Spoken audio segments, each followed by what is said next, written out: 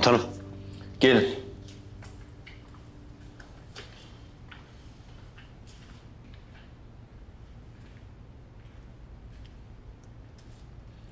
İstihbaratın 3 günlük yaptığı araştırma sonuç verdi. Eylemler Sadık denen adamın izini buldular. O zaman gidelim alalım hemen komutanım. Biraz can yakalım. Dur Mücahit. Adam Avrupa'da. Kalacağı oteli de eylemler teyit etmiş. Sadık'ın Avrupa'da rahatça gezebileceği temiz bir kimliği var. Onu almak öyle kolay olmayacak.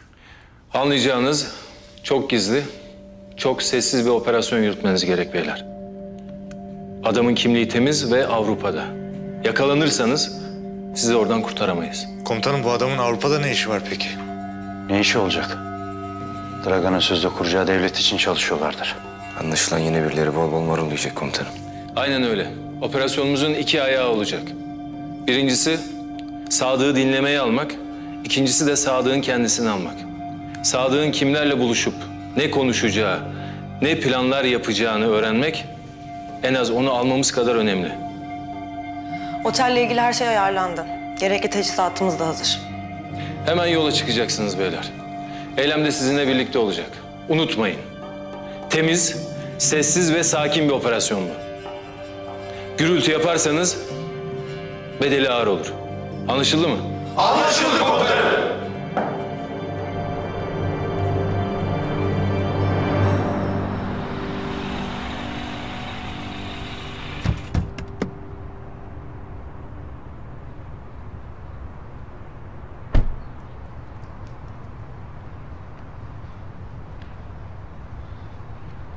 Merhaba. Merhaba. Derya Hanım geleceğinden haberi var. Kendisi davet etti. Biliyoruz, haberimiz var. Buyurun. İyi görevler, kolay gelsin. Sağ olun.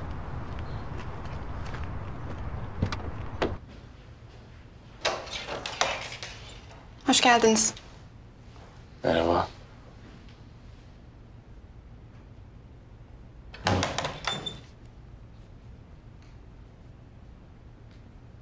Hoş geldin. Hoş bulduk. İyi misin? Söylemek için daha erken.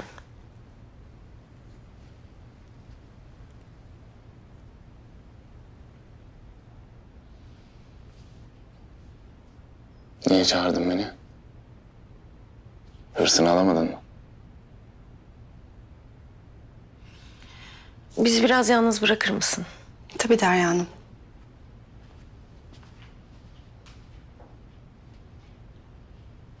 Yavuz sen delirdin mi? Hı? Kafayı mı yedin? Amacın ne senin? Ne yapmışım yine? Başka bir doktora gitmişsin. Doktor arkadaşım söyledi bana da. İlaçlarını almıyormuşsun, tedaviyi reddediyormuşsun. Niye yapıyorsun bunu Yavuz? Bu muydu konu? Daha ne olsun? Sen beni görmek istemiyordun. Sana yardımcı oluyorum işte. Saçma sapan konuşma. Derya ben yaşayacağım kadar yaşadım. Ne yaşadın ya? Ne yaşadın? Kaç yaşındasın daha? Koskoca bir hayat var önünde. Evet koskoca bir hayat olacak ama sen olmayacaksın. Belki sensiz yaşamak istemiyorumdur.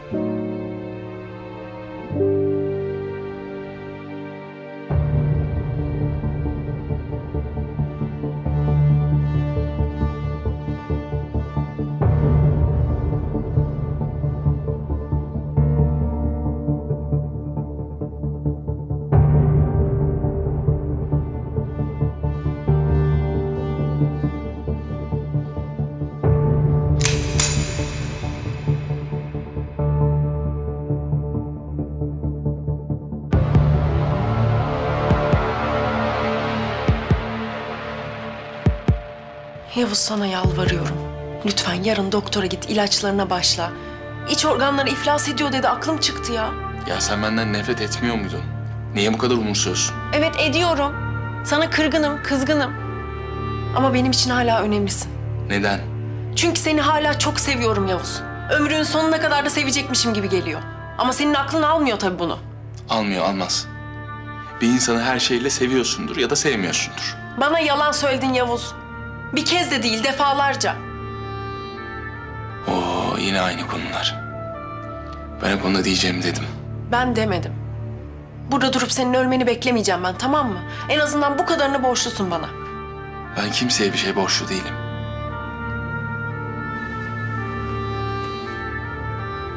Bir tek Allah'a borçluyum.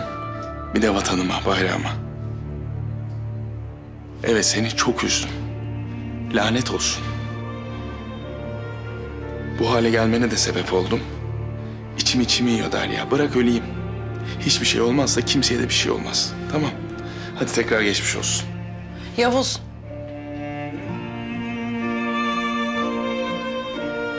Bana bir söz vermeden çıkıp gitme ne olur.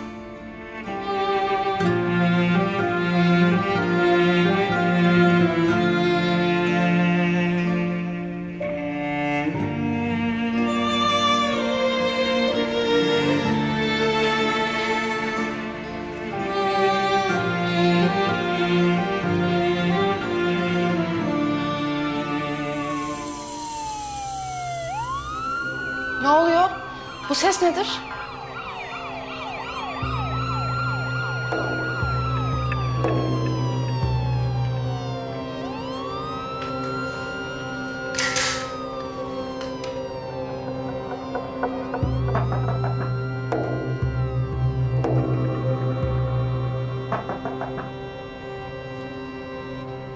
Kim o?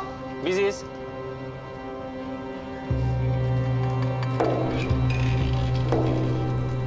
Aşağıda manyağın biri olay çıkarmış.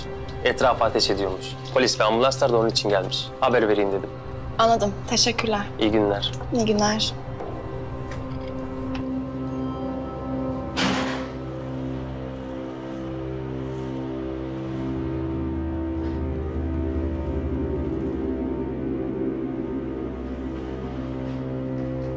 Tamam, bir şey yok.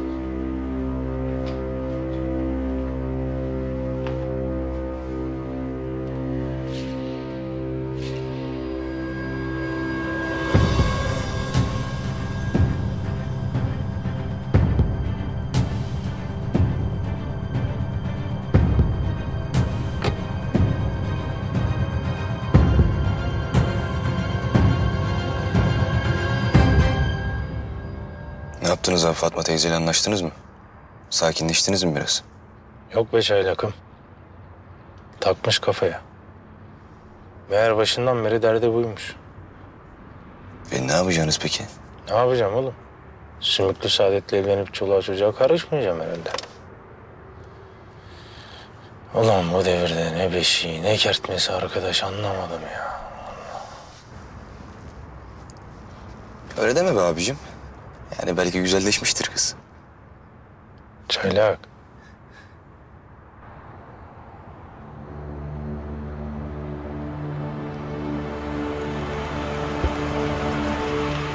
Geldi.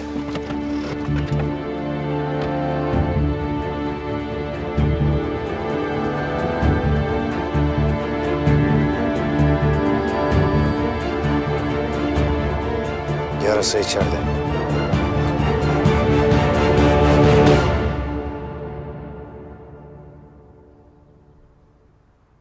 Sen istersen git artık.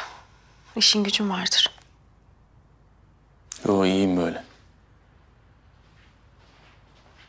Derya Hanım, ilaç saatiniz gelmiş. Hemen getiriyorum. Tamam.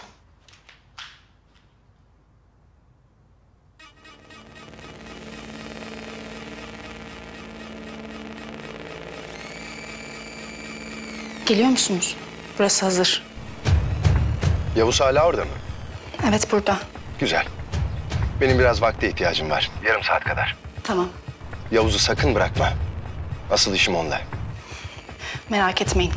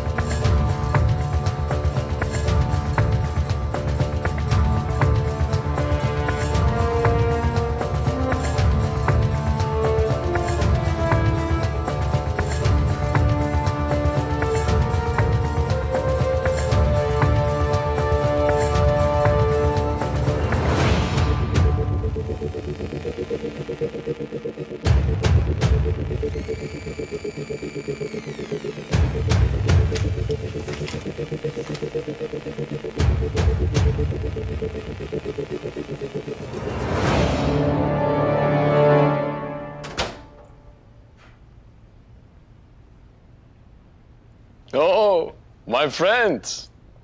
Hoş geldin. Hoş bulduk. Nasıl? Sevdin mi odayı? Her şey perfect. Dragan'ın çok selamı var. Thomas'a iyi niyetimizi fazlasıyla gösterelim dedi. El muhtarı diyorsun yani. Niyetler karşılıklı diyelim. Geç otur.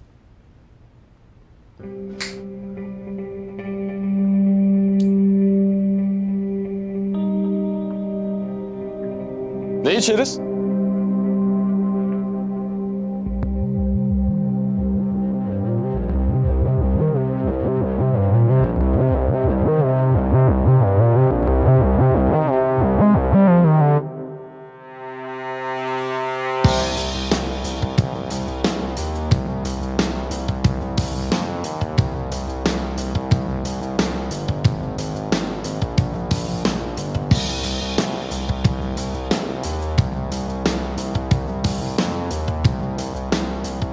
A 2 bottle of champagne and shrimp chips, please.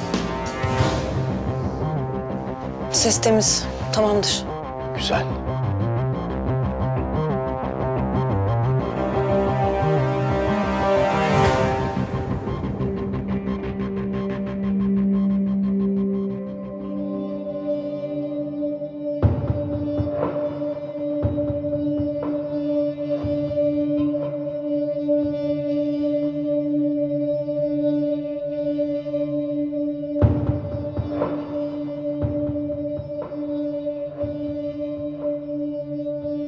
Başlıyoruz.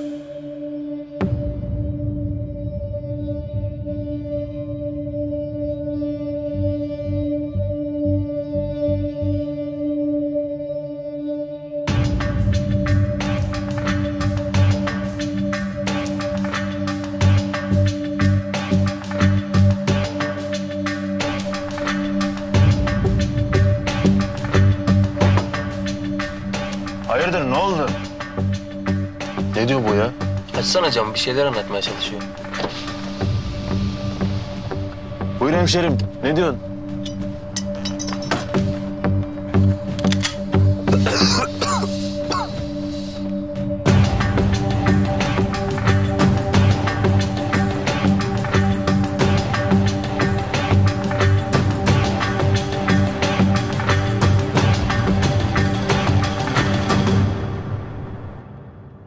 Emel. Emel. Bir şey mi isteyeceksin? Ben getireyim. Su isteyecektim de. Hı? Yukarıda durdun ya, dur.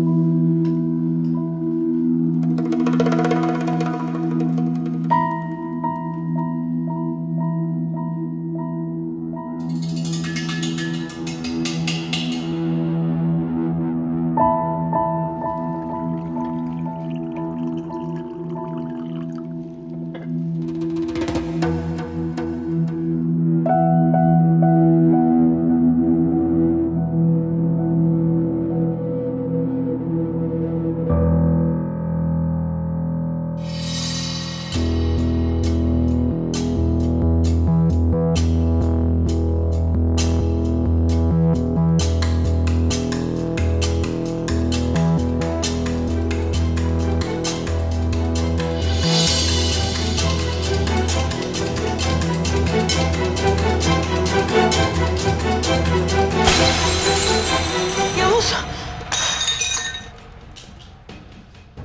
Sürpriz.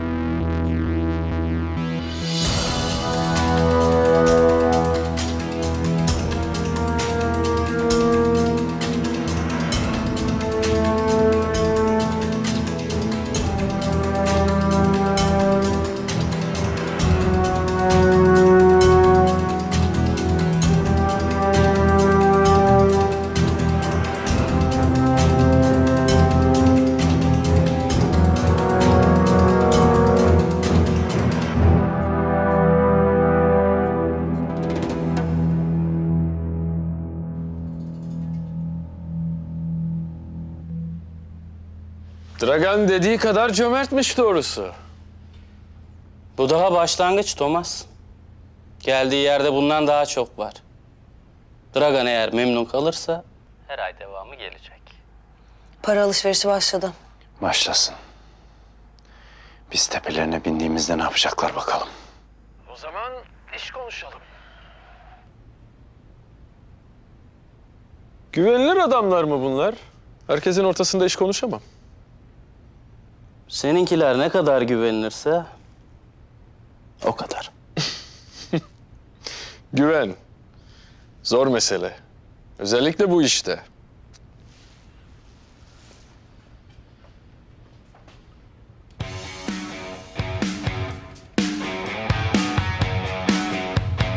Birbirimizi duyalım yeter. Allah kahretsin. Hiçbir şey duyamıyorum. Ne oldu? Müzik açtılar. Efe, Yiğido. Buradan cihazın yerini değiştirebilir misiniz? Maalesef komutanım. En gizli yer burası. Aynen. Riskli olur. Başka bir noktadan da denersek fark edilebilir. Ne yapacağız? Tek bir yol var. Ne? Odaya gireceğiz. Olmaz. Hepimizi tanıyor. Kesin bir sıkıntı çıkar. Ama biz hiç karşılaşmadık. Beni tanımıyor. Denemeye değer.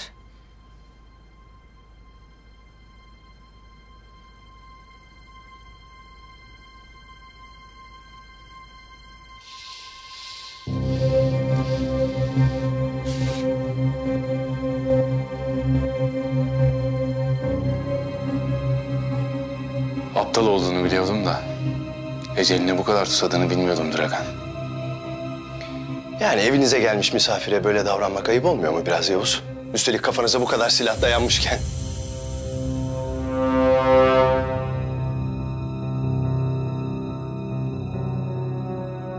Otur. Otur.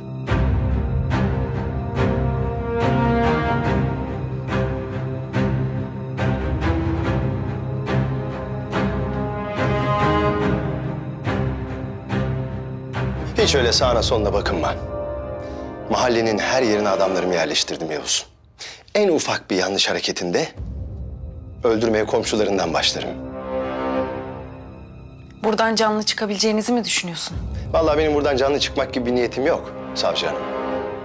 Ama benimle işbirliği yapmazsanız siz buradan canlı çıkamazsınız. Derya'yı bırak, beni al. Niye? Yani ikiniz de elimdesiniz işte. Niye bırakayım? Bana makul sebeplerle gel. Mesela bak, Linda'yı bana teslim edin. Bu iş bitsin. Al sana makul sebep.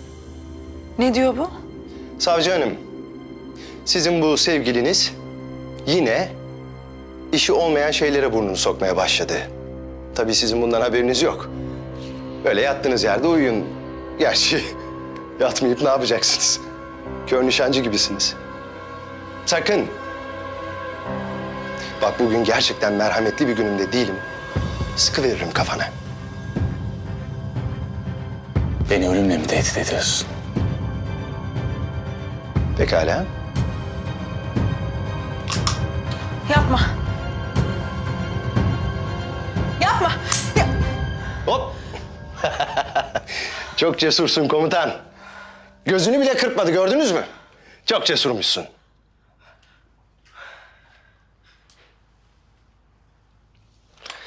Böyle durumlarda en hoşuma giden şey ne biliyor musun? Öldürmek istediğim adamın yanında güzeller güzeli sevgilisinin olması.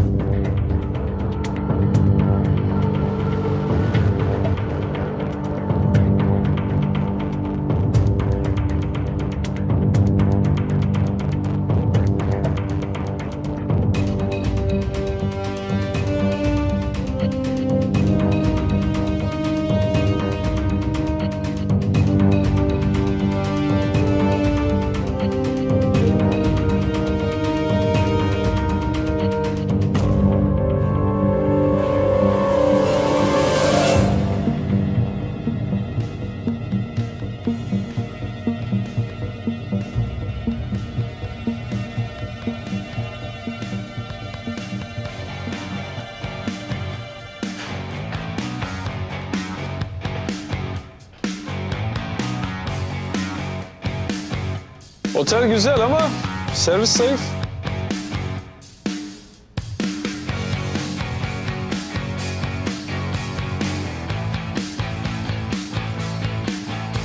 Evet.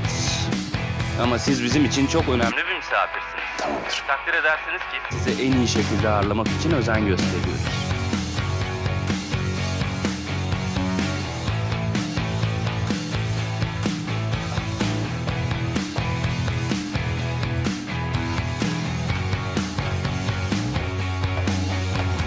Hey. Dur bakayım sen.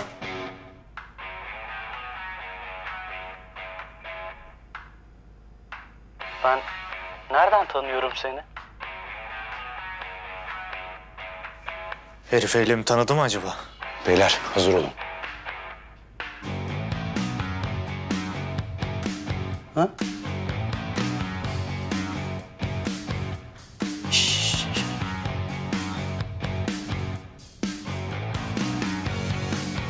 Did you say something to me?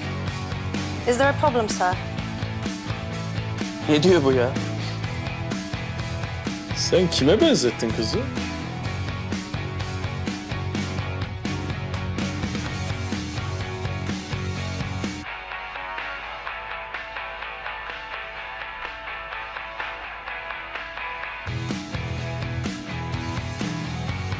Birine benzettim ama...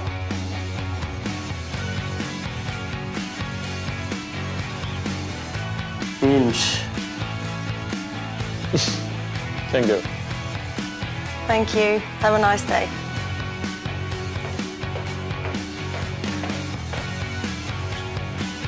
Bitirelim şu işi Thomas.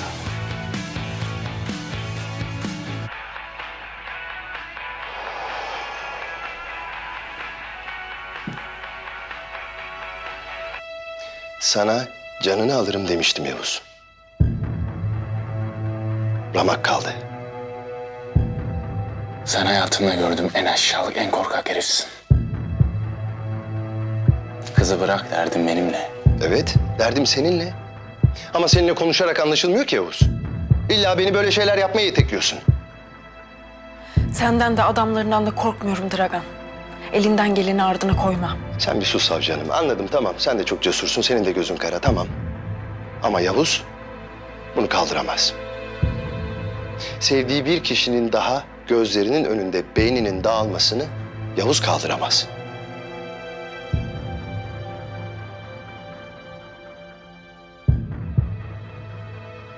Senin o kalbini yerinden sökeceğim. Kendi ellerimle sökeceğim. Tabii, yaparsın. Ama önce teklifimi bir düşün Yavuz. Şimdi Linda'yı kim elinde tutuyorsa arayacaksın. Ona hiçbir şey belli etmeyeceksin. Benim söyleyeceğim yere Linda'yı getirecekler. Ve orada adamlarıma teslim edecekler. Bunu bir düşün. İyice bir düşün. Düşünmek için 10 saniyen var. 9. 8. Yavuz, Linda'yla ne yaptığın umurumda bile değil. Senden tek bir şey istiyorum. 4. Sakın bu size istediğini verme. 3, 2, 1. Tamam! Tamam yapacağım. Dur!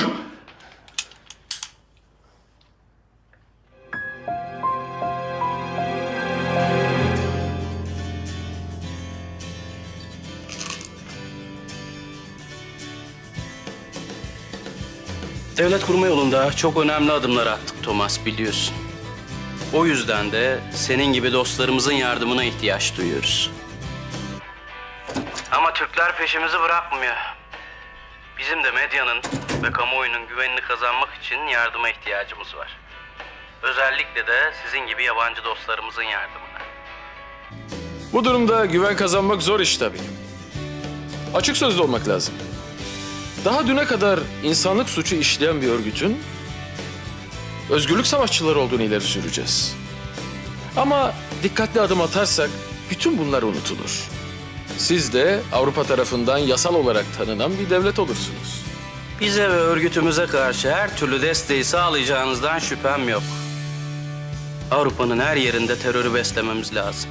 Türk düşmanlığını beslememiz, Türk karşıtı politikaları Avrupa'nın her yerine yaymamız lazım. Çok büyük bir savaş hazırlığı içerisindeyiz. Yakında kan gövdeyi götürecek. Kan gövdeyi birazdan götürecek. Sen bekle seni. Merak etme.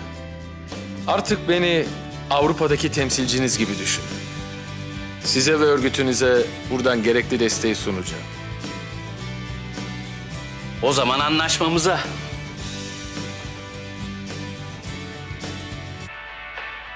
Bu konuşma bize fazlasıyla yeter. Yani Sadık'ı şimdi alabilir miyiz? Alacağız Keşanlı. Tabii ki de alacağız. Ama sessiz ve sakin. Sessiz ve sakin. Sadık her an çıkabilir. İsterseniz siz yerlerinizi alın, ben de konuşmaları aktarıp geleyim. Tamamdır. Hadi beyler. Gidip şu Sadık'ı paket edelim. Seve seve komutanım.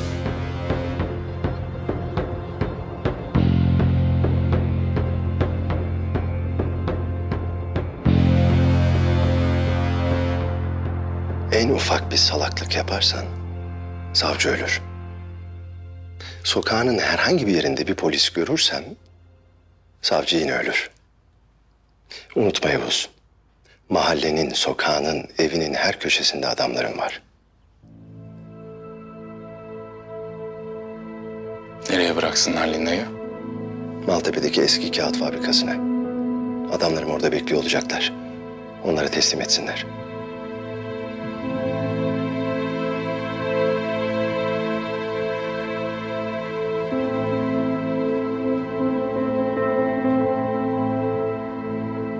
Usta fazla vaktim yok. Linda hala elimizde değil mi? Evet elimizde. Elimizde fırsat var. Gelince anlatacağım ne olduğunu. Ama Linda'yı Maltepe'deki eski kağıt fabrikasına teslim etmemiz lazım. Linda'yı henüz konuşturamadık. Bir şey almadık ki. Linda'dan alacaklarımızdan daha önemli usta. Güven bana, anlatacağım. Nasıl yani? Soru sorma usta. Gelince anlatacağım. Elimizi güçlendirecek bir fırsat. Sadece dediğimi yapın.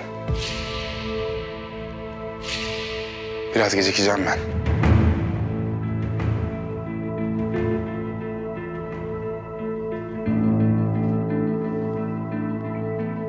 Güzel. Sen bu kızı gerçekten seviyorsun, anladım. Hakikaten bu sefer gerçekten sevdiğini anladım.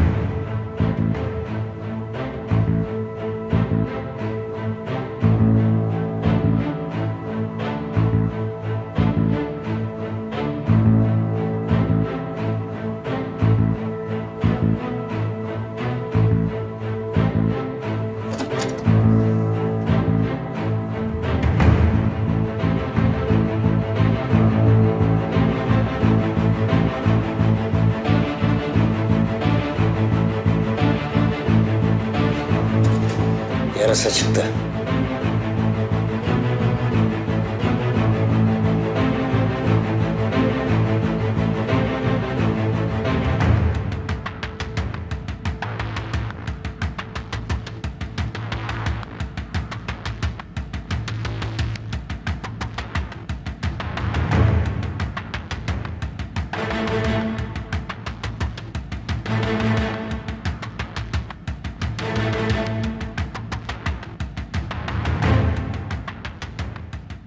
Nedir durum? Linda elimizde mi? Şimdi teslim alıyoruz. Güzel. Güzel. Aferin Yavuz. Beklediğimden çok daha kolay oldu bu iş.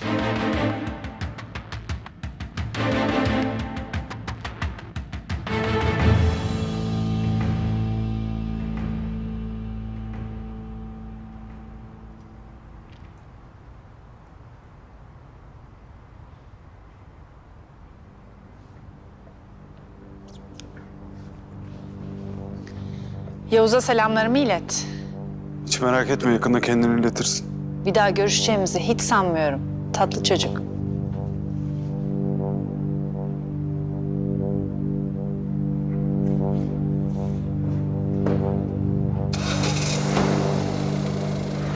Sen öyle san.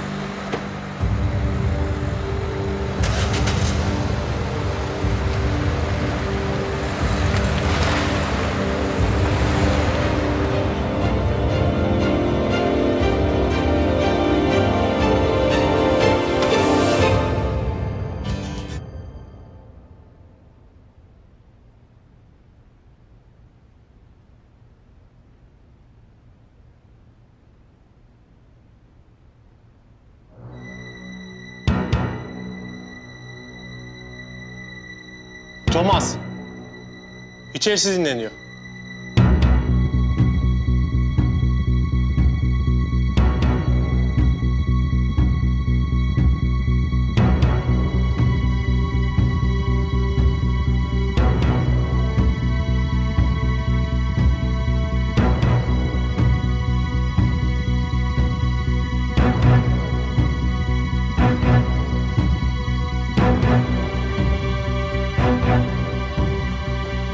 Dur!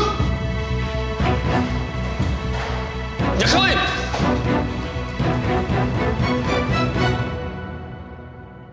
Muhteşem görünüyorsunuz. Tam bir fotoğraf karesi gibi. Her şeyin hesabını vereceksin Allah'ın belası.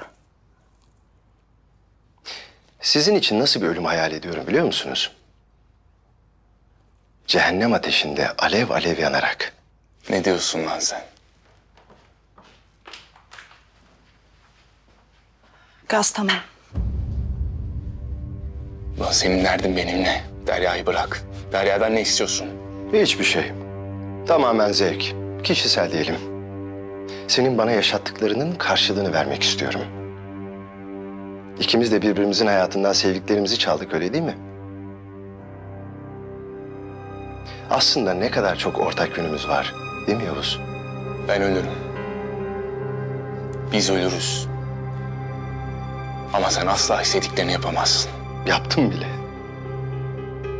Karşında artık Dragan yok. Dragan öldü. Senin karşında Elmudar var. Devlet Başkanı Elmudar.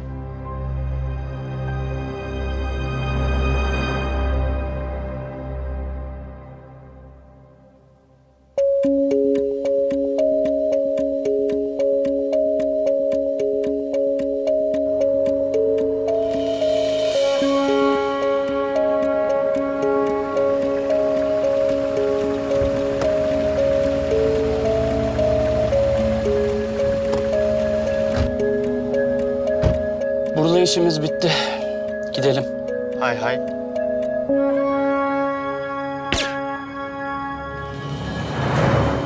Ateş almaya mı geldin Sadık?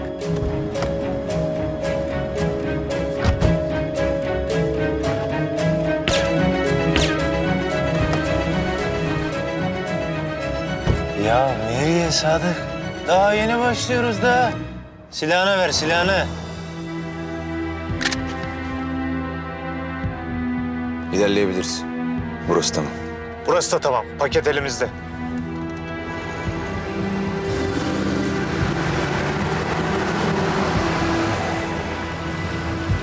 Efe,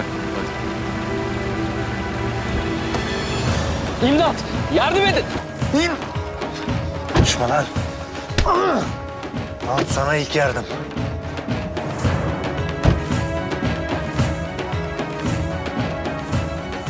Eylem nerede kaldı? Buraya kadarmış Yavuz. Ne yalan söyleyeyim, çok uğraştırdın beni ama sonuna geldik. Gördüğün gibi bu dünyada kötüler kazanıyor. Bunu değiştiremezsin. Dünyayı bilmem ama bu ülkede hiçbir zaman kötüler kazanamayacak. Dışarısı hazır mı? Hazır.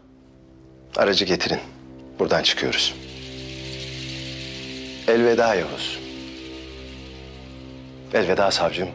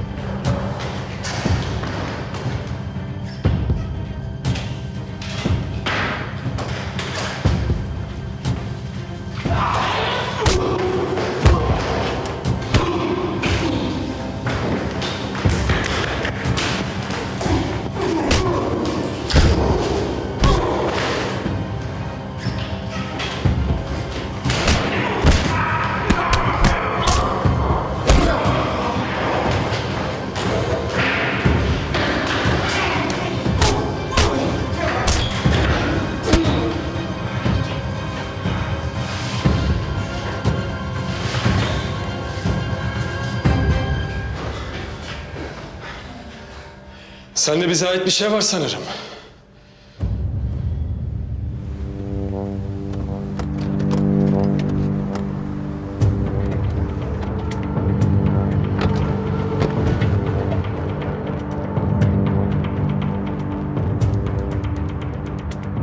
Nerede bu kız? Telsiz de kapalı. Sana bir kez soracağım. Kayıtlar nerede? Çok beklersin. Sen bilirsin.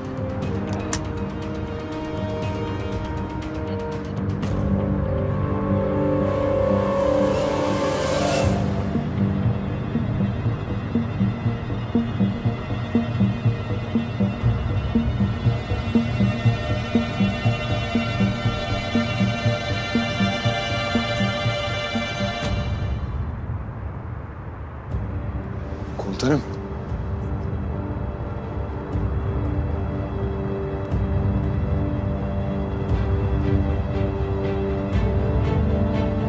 Eylem!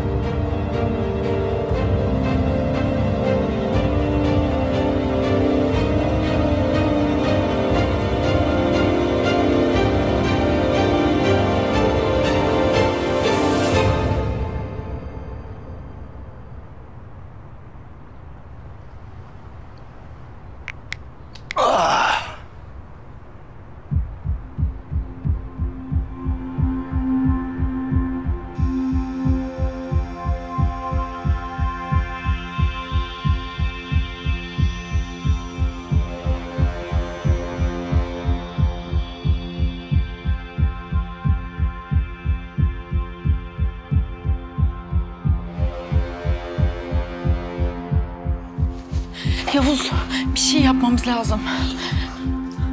Sakin ol Dragan, hiçbir yere kaçamaz.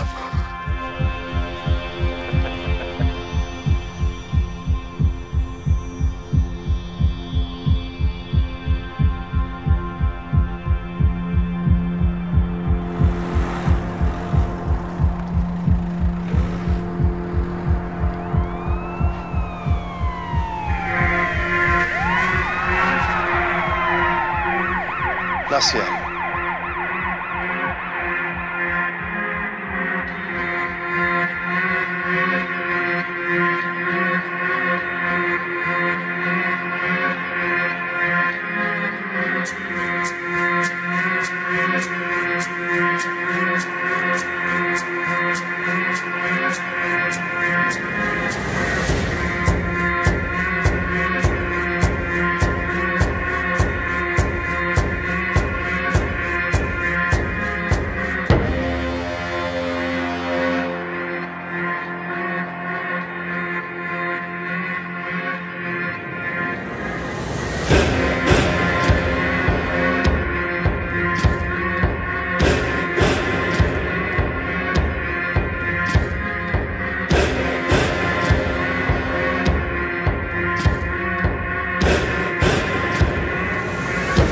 Kahretsin.